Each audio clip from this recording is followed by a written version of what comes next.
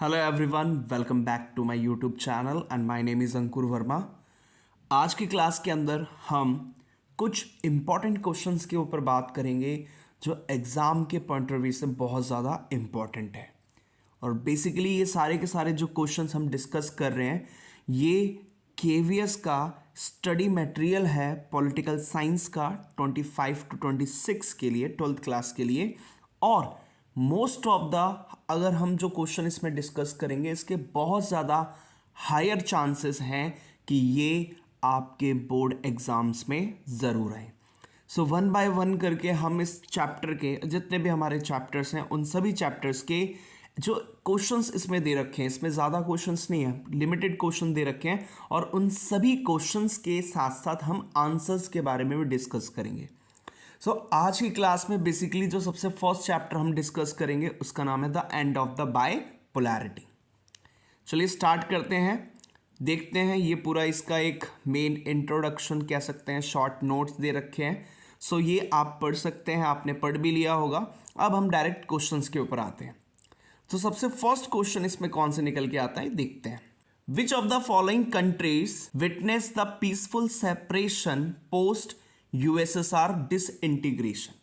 अब post USSR disintegration मतलब ये हुआ कि जो यूएसएसआर डिसइंटीग्रेट हुआ था 1991 में, तो जब यूएसएसआर टूट गया तो उसके टूटने के बाद ऐसी कौन कौन सी कंट्रीज थी जहां पे सेपरेशन तो हुआ, मतलब कंट्रीज के अंदर वो दो पार्ट्स में या कई सारे पार्ट्स में वो ब्रेकडाउन तो हुई, लेकिन कैसे हुई?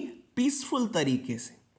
तो इसमें ऑप्शंस आपको क्या दे रखा है? सबसे फर्स्ट आ जाता है जॉर्जिया, सेकंड आ जाता है चेचनिया, थर्ड आ जाता है चेकोस्लोवाकिया, इसके साथ साथ फोर्थ आ जाता है इसमें यूगोस्लाविया।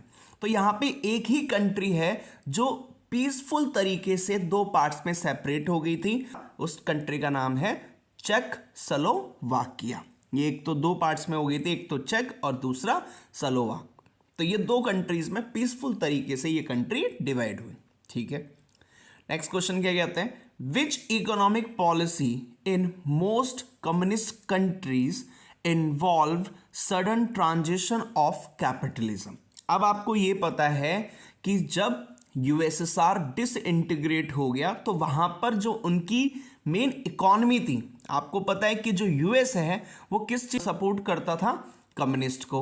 और जो यूएस है वो किसको सपोर्ट करता था? कैपिटलिस्ट या कैपिटलिज्म को सपोर्ट करता था। अब यहां पर हुआ क्या, जब यूएसएसआर ब्रेकडाउन हो गया तो वहां की जो इकोनॉमी थी उसको एकदम से सडन क्या किया गया? चेंज किया गया, और सडन उसकी ट्रांजिशन किया गया और उसको किस में कन्वर्ट किया गया? कैपिटलिज्म के अंदर। इस चीज को क्या कहा गया?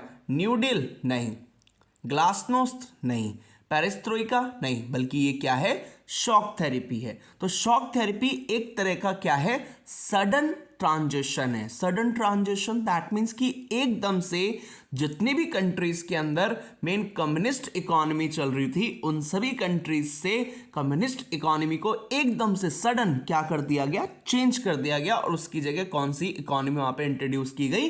कैपिटलिज्म। इसी चीज को हम क्या कहते हैं? शॉक थेरेपी कहते हैं।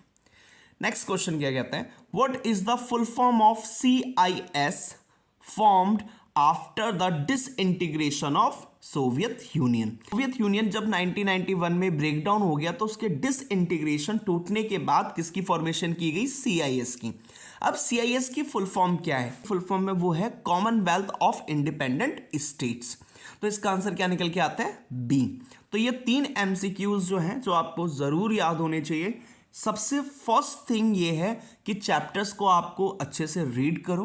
रीड करने के बाद जितने भी ये केवीएस के जितने भी आपको ये दे रखे हैं, इसमें क्वेश्चंस दे रखे हैं, इनको एक बार अच्छे से लर्न करो।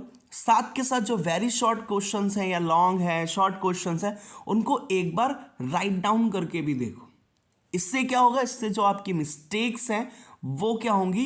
दूर होगी। आप अपनी मिस्टेक्स को आइडेंटिफाई कर पाओगे। साथ के साथ मेन उसमें जो आपको लिखने में प्रॉब्लम्स आ रही है, जो मेन एग्जाम के टाइम पे होनी थी, वो पहले ही आ जाएगी। इससे आप ऑलरेडी अपने आप पहले से क्या रहोगे? प्रिपेयर रहोगे।